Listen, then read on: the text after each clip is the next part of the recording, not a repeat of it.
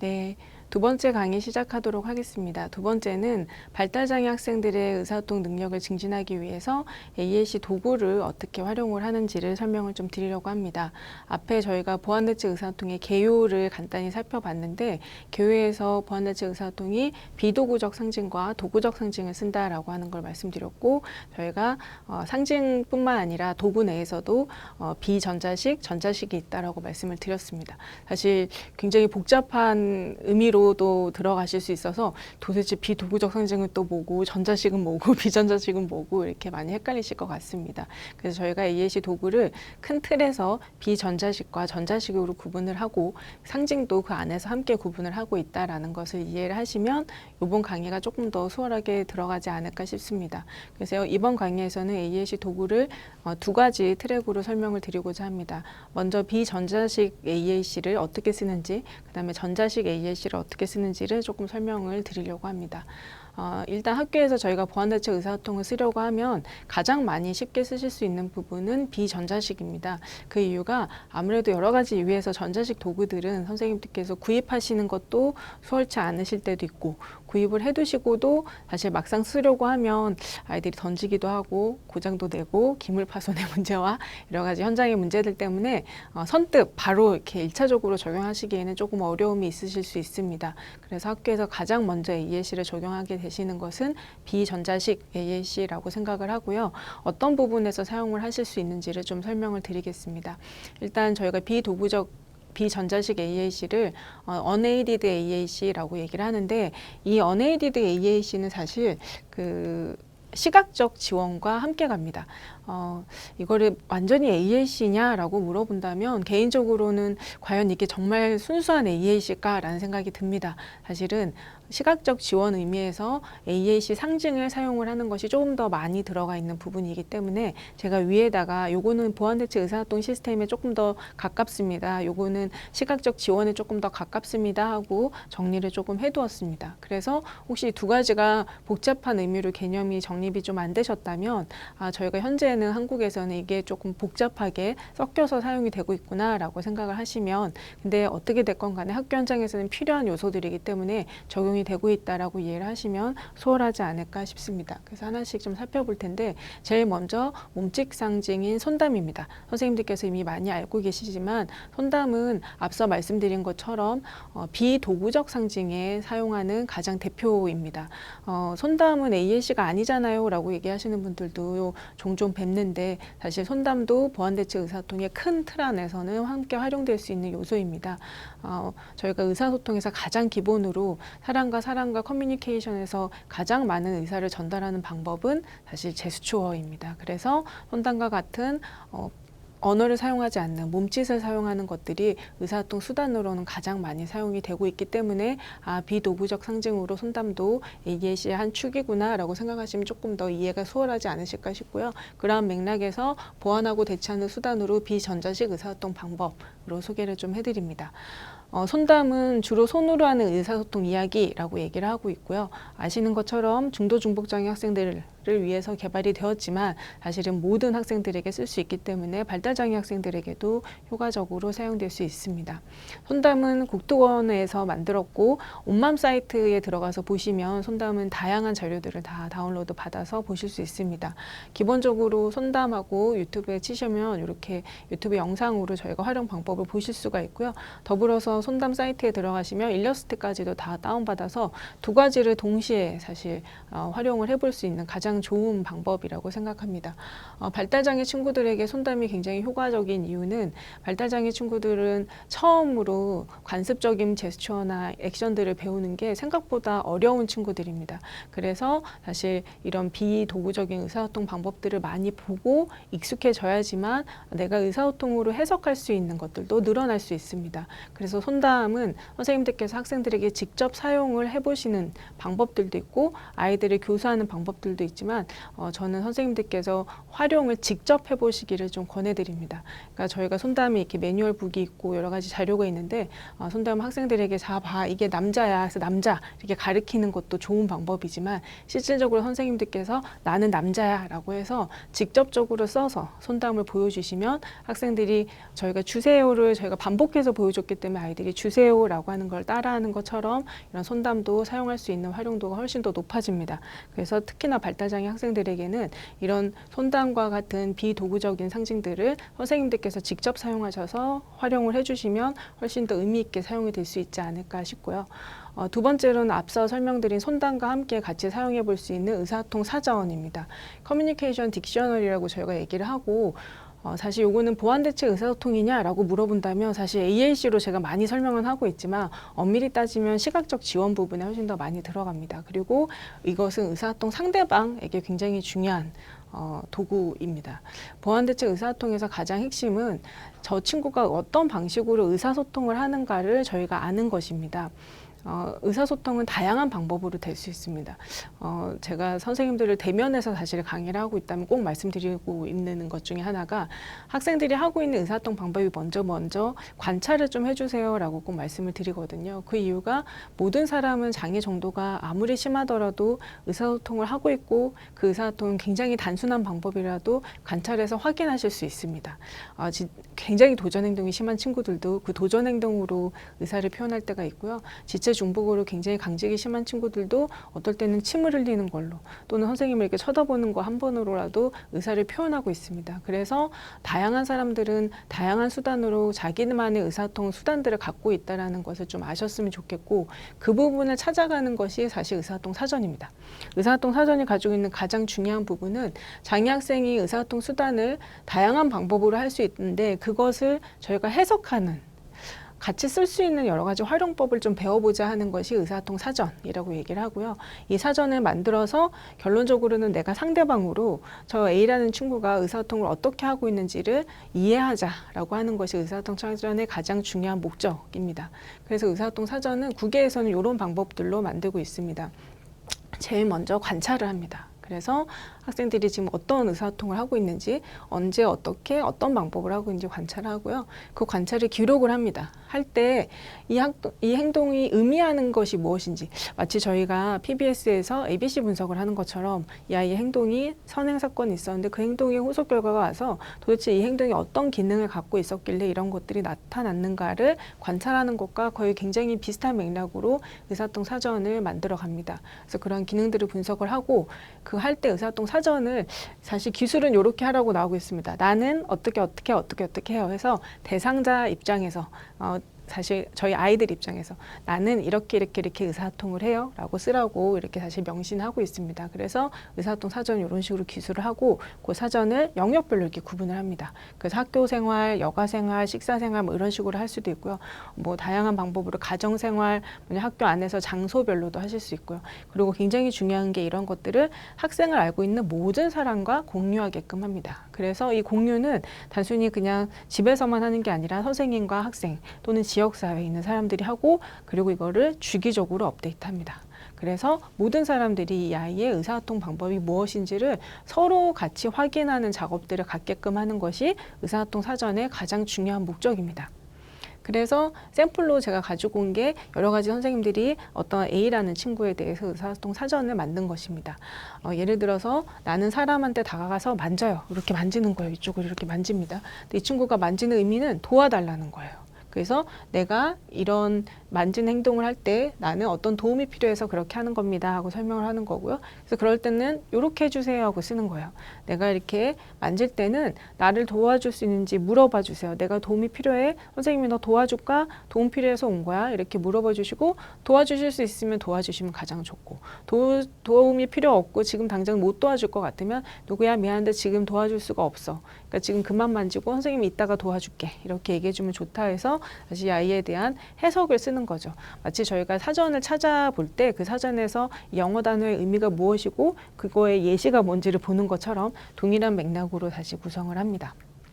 이게 만약에 좀 어렵다 하면 이렇게 형태로 만들어 보셔도 됩니다. 내가 화를 낼 때 이럴 때인데 나는 안 되는 말을 들으면 화가 난다. 네. 그리고 핸드폰을 못 해도 화가 나고 내가 원하는 건 못 가질 때도 화가 나는데 그렇게 화가 나면 나는 소리도 지르고 때리기도 하고 발로 차기도 하고 막 울기도 한다 이런 거예요. 그래서 그렇게 울 때는 나한테 이렇게 해달라고 이런 행동을 하면 안 되니까 기다려 라고 얘기를 해주거나 아니면 혼자 있는 시간을 갖게끔 하거나 쉬게끔 해주시면 좋다 해서 이런 식으로 구성을 해보셔도 되고요. 아니면 사전처럼 진짜 완전히 AAC 저기 딕셔너리 사전처럼 옆에 사진이나 그림을 붙이고 그 행동에 대한 표현, 기능, 반응에 대해서 설명해 주셔도 됩니다. 개인적으로는 제가 지금 실제로 했던 친구 거를 좀 잠깐 갖고 왔는데요. 이 친구 같은 경우는 본인이 집에서 어머님이 하신 겁니다. 이 정리를 어머님이 다 하셨어요. 네, 이렇게 해서 주셨는데 저 손가락 마디마디가 형제들입니다. 보시면 엄마, 아빠, 본인도 다 손으로 다 표현을 하고요. 배고프다, 가고 싶다, 핸드폰 하는 거 모두 다 관찰을 통해서 찾아낼 수 있었던 의사소통 행동과 관련된 사전입니다. 그래서 이렇게 간단히라도 만들어 보시면 가장 좋은 부분이 이를 통해서 선생님들과 학생들이 함께 의사소통할 수 있는 기회들이 늘어나고 주변 사람들이 이 친구가 이 행동을 왜 하는지 알게 되는 게 가장 중요합니다. 저희가 의사소통을 할 때 가장 어려운 부분이 이 사람이 왜 이 행동을 하는지를 모를 때거든요. 저희가 왜 이걸 잘 모를까 봤더니 A라는 사람이 어떤 의사소통을 하는지를 서로 설명하지 않습니다.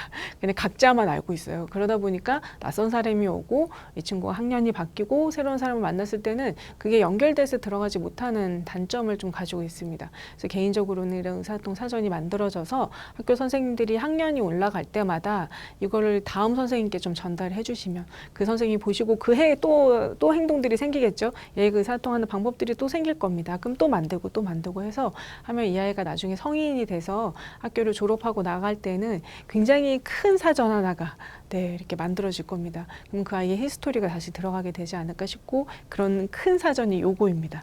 실제로 제가 호주 가서 찍어왔던 당사자의 사전이거든요.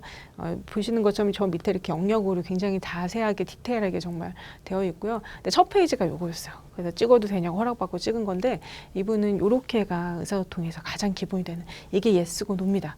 그래서 이 친구하고 얘기를 할 때는 그냥 예스 노로 물어보면 가장 간단한 거예요. 그래서 이렇게 적혀 있습니다. 나한테 물어볼 때 예스 노로 물어봐줘. 그럼 내가 이렇게 답할 거야. 그러면 사실 이 친구를 만날 때 저희가 의사소통하기가 너무 수월해지겠죠. 예, 아니오로 그냥 질문을 하면 이 친구는 예, 아니오로 반응할 수 있습니다. 대답할 수 있으니까 소통에 큰 어려움 없이 저희가 서로 부담 없이 활동할 수 있게 되는 겁니다. 그래서 늘 가지고 다니고 있는 모습을 다시 봤고 이 친구뿐만 아니라 굉장히 많은 그 장애인분들이 이런 의사소통 사전을 개인적으로 다 착용을 하고 쓰고 있는 것을 실제로 봤었습니다. 그래서 꼭 한국에서도 좀 활용이 될 수 있으면 가장 좋겠다라는 바람이 의사소통 사전이거든요. 그 선생님들께서 꼭 한번 저희 발달장애 친구들 위해서는 관찰을 통해서 하는 것이기 때문에 의외로 관찰을 하시다 보면 놓친 것들을 많이 찾으실 수 있어서 생각 외로 다양한 의사소통 방법을 찾아내서 선생님들의 고민을 좀 해결하실 수 있는 그런 방법이 되지 않을까 하고 소개를 해드립니다. 그 다음에 세 번째 나오는 게 시각 스케줄이고요. 이미 많은 선생님들께서 활용을 하고 계시고 아실 거라고 생각합니다. 시각 스케줄은 대표적인 서포터입니다. 사실 AAC라고 하기는 좀 그렇고요. AAC 상징을 사용할 수 있는 시각적 지원 방법인데 시각 스케줄은 상징만 쓰지 않습니다. 꼭 아셨으면 좋겠고요. 그리고 시각 스케줄은 정보를 제공하는 것이지 학생을 가리키는 툴은 절대 아닙니다. 그래서 시각 스케줄을 만들어 놓고 그 스케줄대로 뭔가를 막 가리키려고 하시면 그건 학생들이 굉장히 어려워지는 선생님도 실제 해보시면 이게 왜 이렇게 안 되지 하게 되는 생각들을 많이 하시게 되는 게 시각 스케줄은 말 그대로 어떤 스케줄을 저희가 알려주는 시간표와 같은 어떤 정보 체계이기 때문에 직접 티칭을 하는 티칭 툴은 아니기 때문에 조금 주의를 해주셨으면 좋겠고 대신에 이런 시각 스케줄을 발달장애 친구들한테 굉장히 많이 사용을 해외에서도 하고 있는데 하는 가장 큰 목적은 자기 관리입니다. 자기가 스스로 자기의 스케줄을 확인을 하고 그 행동을 조절할 수 있게끔 하기 위한 조조절국을 키우는 것이 가장 주요한 메인 목적이기 때문에 사실 이 부분에서 저희가 좀 포커스를 가지고 시각 스케줄을 활용을 하셨으면 좋겠습니다. 일반적으로 시각 스케줄은 크게 두 가지로 구분을 하고 있는데요. 제일 먼저 나오는 게 Where to Go입니다. 저희가 시각 스케줄을 구분을 하지 않고 사용을 하다 보니까 이 Where to Go와 뒤에 나오는 What to Do가 이렇게 섞여서 활용들을 많이 하고 계십니다. 그러다 보니까 학생들이 이렇게 보다 보면 이걸 지금 나한테 장소를 가라는 거야, 뭘 하라는 거야 이렇게 되는 경우가 굉장히 많아요. 그래서 기본적으로는 시각 스케줄의 첫 번째 목적은 내 몸이 어디 있어야 되는지, 내가 지금 어디 있어야 되는지를 알려주는 게 시각 스케줄의 첫 번째 목적입니다. 그래서 예를 들어서 교실에 갔다가 미술실에 갔다가 화장실에 갔다가 그 다음에 식당을 갈 거야 하는 요 루틴대로 가게 되는 것이 가장 시각 스케줄의 첫 번째 목적입니다. 그래서 선생님들께서 시각 스케줄을 만드실 때는 저희가 PBS와 함께 좀 연결을 하셔서 공간에 따라서 위치에 따라서 이 아이가 1교시 때는 어디 있고 2교시 때는 어디 있고 3교시 때는 어디 있고 이렇게 활용을 해보시면 좋을 것 같고요. 교실 내에서 쓰신다고 생각을 했을 때는 교실을 조금 구조화해 주실 필요가 있습니다.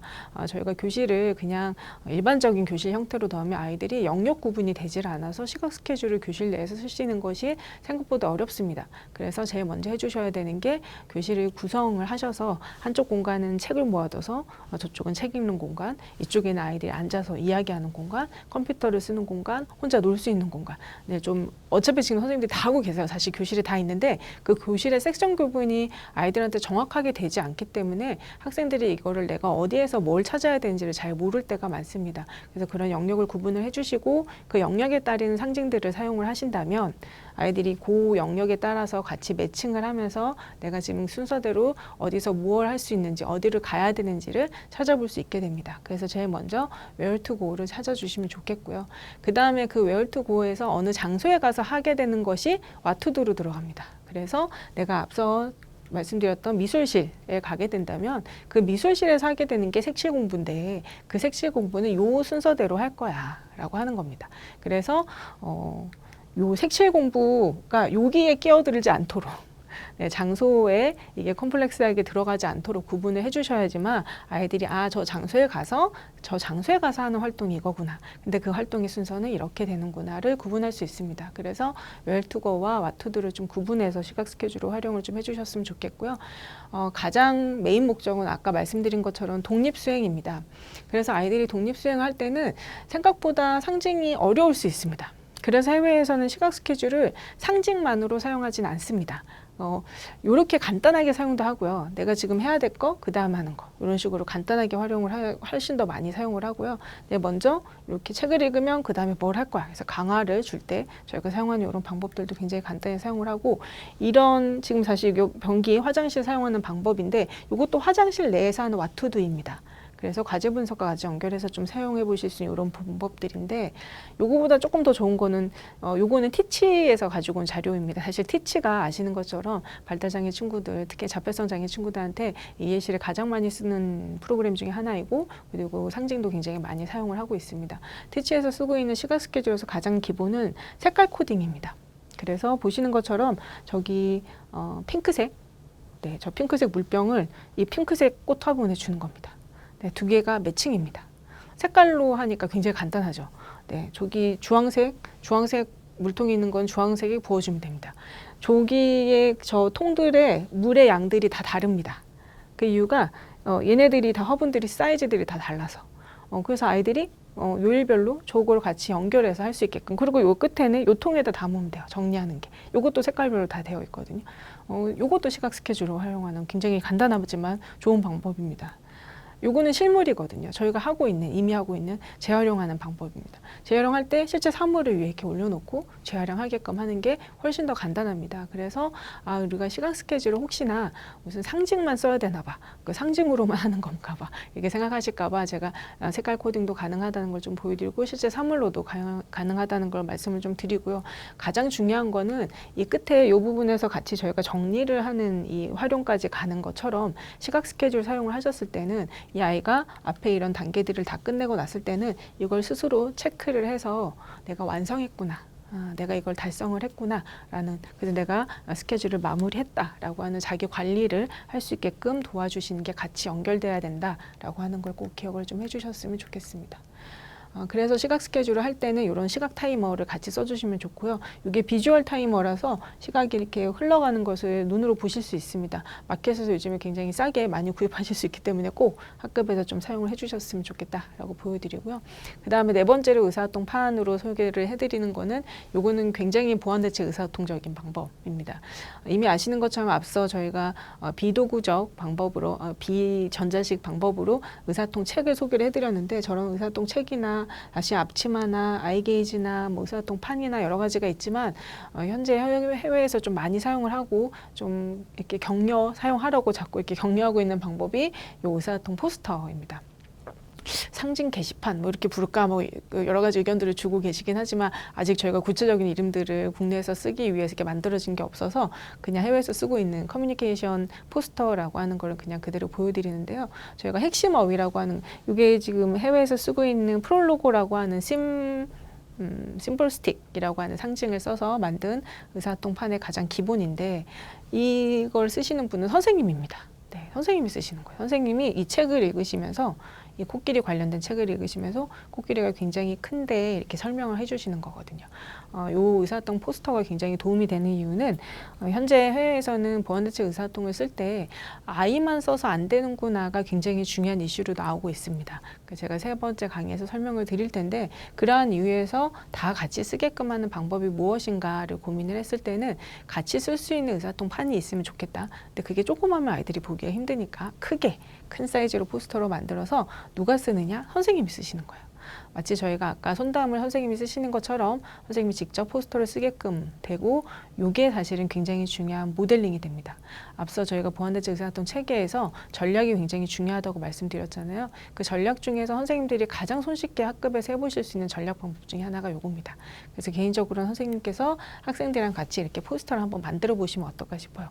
학급에서 가장 많이 쓰는 내가 가장 많이 하는 말이 뭔가를 한번 고민을 해보시면 생각보다 많이 뽑으실 수 있습니다. 그래서 이런 의사소통판을 만드셔서 선생님이 쓰시기 쉬운 구조로 먼저 만들어 보시는 게 좋습니다. 선생님이 쓰시기 힘들면 친구들도 쓰기 힘들어요. 그래서 그런 배치와 구조를 가지고 먼저 만드셔서 아이들과 함께 이야기를 하면 사실 부담은 되게 줄이고요. 네, 핵심 단어를 같이 저희가 찾아볼 수 있기 때문에 우리가 교실에서 쓸 수 있는 어휘들을 찾을 수 있는 굉장히 좋은 동기부여가 되고 그리고 선생님이 같이 쓰니까 학생들이 되게 재밌어합니다. 네, 저 같은 경우는 이걸 쓰다 보니까 지금 여기에는 아마 제가 썼던 게 없는 것 같은데 피곤해요를 제가 되게 많이 썼습니다. 그래서 아이들한테 선생님은 피곤해 했더니 나중에 가서 이렇게 하더라고요. 그러니까 저만 보면 해요. 선생님 피곤하다 이 말을 그렇게 쳐다봐요. 그러니까 나 선생님 오늘은 안 피곤해. 제가 이렇게 얘기하거든요. 그래서 실제로 아이들이 저희가 쓰고 있는 거를 보고 따라하고자 하는 욕구도 되게 많이 일어나고 그래서 실제로 좀 쉽게 의사소통판에 익숙해질 수 있는 방법이기 때문에 꼭 쓰시기를 좀 권해드립니다. 그 다음에 이제 두 번째가 전자식 AAC고요. 요거는 어플들을 중심으로 저희가 우리나라에서는 AAC 자체 기기는 그렇게 많지 않기 때문에 몇 가지 어플을 조금 소개를 해드릴 텐데 이런 전자식 AAC가 앞서 설명드린 비전자식보다 조금 더 효과적이다라고 볼 수 있는 거는 음성 산출 때문에 그렇습니다.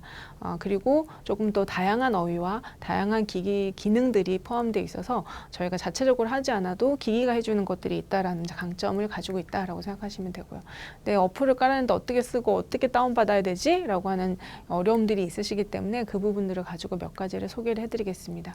가장 많이 지금 학교에서 좀 쓰고 계실 수도 있고 그 다음에 알고 계신 게 마이토키라고 하는 게 있고요. 이 마이토키는 PC 버전과 어플 버전이 있습니다. 두 가지 모두 다 사용을 하실 수가 있고 10,000개 이상의 상징들을 가지고 있고요. TTS 음성 기능이 굉장히 다양하게 들어가 있어서 효과적으로 쓸 수 있는 강점이 있습니다. 이렇게 굉장히 낮은 단계에서부터 높은 단계까지 구성해서 써볼 수 있기 때문에 학생들이 다양한 학생들에게 맞춰서 사용할 수 있는 장점이 있습니다. 그 다음에 엔젤톡이라고 하는 어플이 있고요. 이 엔젤톡은 다운로드 받아서 쓰시는데 가장 도움이 되는 거는 이 영상 부분입니다. 동영상을 짧게 녹화해서 올리실 수 있고 그래서 아이들이 그 영상을 보고 모델링 해볼 수 있는 비주얼 모델링이 될 수 있는 그런 방법들이기 때문에 좀 효과적으로 써보실 수 있고요. 세 번째는 토킹북이라고 하는 것도 있습니다. 이 토킹북이는 사실 iOS에서만 다운이 되기 때문에 조금 단점으로 들어갈 수도 있지만 실제로 발달장애 친구들이 쓸 수 있게끔 이런 비주얼화 되어 있는 도구들을 되게 많이 담아놔서 발달장애 학생들에게는 도움이 되는 어플 중에 하나입니다. 그 다음에 많이 활용을 하고 알고 계시는 무료 어플 중에 하나가 나이 AAC라고 하는 것이 있고요.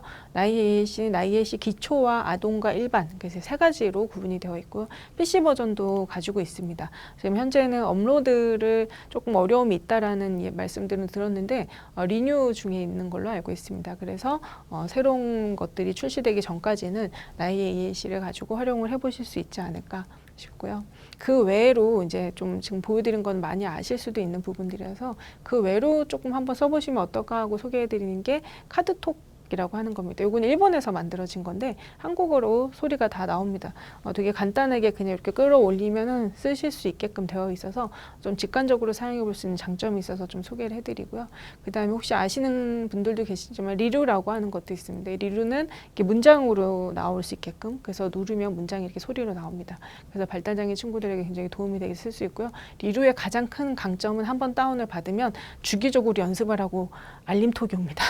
연습을 안 하셨네요 이렇게 옵니다. 그래서 한 번쯤 들어가서 괜히 이렇게 한번 해보게 되는 그런 굉장히 좋은 기능을 가지고 있는 어플입니다. 그래서 이런 것들도 한번 사용을 해보시면 도구적인 방법으로 사용을 해보실 수 있지 않을까 싶고요. 더불어서 함께 쓸 수 있는 상징을 실제로 많이 궁금해하시는 게 근데 이런 상징들을 어디서 다운받아서 쓰느냐 이 문제인 것 같습니다. 지금 보여드리는 상징은 한국형 AAC 상징이라고 하는 거고요. 앞서 말씀드렸던 마이토키나 뭐 나의 AAC나 또는 스마트 AAC나 기타 여러 가지 AAC에도 이렇게 담겨 있는 상징이기도 합니다. 현재 지금 10,000개의 상징들이 개발이 되어 있고 사이트 링크 주소가 이렇게 됩니다. 딱 하나로 딱 찍고 들어가면 참 좋은데 이게 이렇게 길어서 제가 풀로 다 보여드렸습니다. 이렇게 숫자 코드 이렇게 찍어서 들어가셔야 돼서 조금 번거로움이 있으시겠지만 이렇게 이제 주소를 좀 가지고 있고요. 들어가서 보시면 이렇게 한국형 AAC 상징 10,000개를 모두 다 보시고 그 다음에 제가 오늘은 소개를 못 해드렸는데 위톡이라고 하는 국립특수공원에서 개발된 어플에 들어가 있는 상징들도 포함돼서 들어가 있습니다. 그리고 앞으로도 개발되는 새로운 상징들은 모두 다 업로드를 해서 무료로 사용을 해보실 수 있도록 다운로드해서 사용할 수 있도록 되어 있기 때문에 이런 상징 사이트들도 사용을 해보시면 어떨까 싶고요. 아직 저희가 완전 오픈을 하지 못했지만 앞서 보여드린 이런 한국형 AAC 상징을 쓰실 수 있게끔 상징 능력 학습 프로그램이나 상징 능력을 평가하는 프로그램도 지금 개발은 다 끝났습니다. 사실 지금 현재는 모델링 중에 있는 상황이기 때문에 다음에 이런 콘텐츠들도 개발이 돼서 보급이 될 때에는 아마 상징을 조금 활용하고 연습하는 데는 학생들이 좀 수월하게 할 수 있도록 도움을 드릴 수 있지 않을까 싶습니다. 이걸로 두 번째 강의도 마무리하도록 하겠습니다. 감사합니다.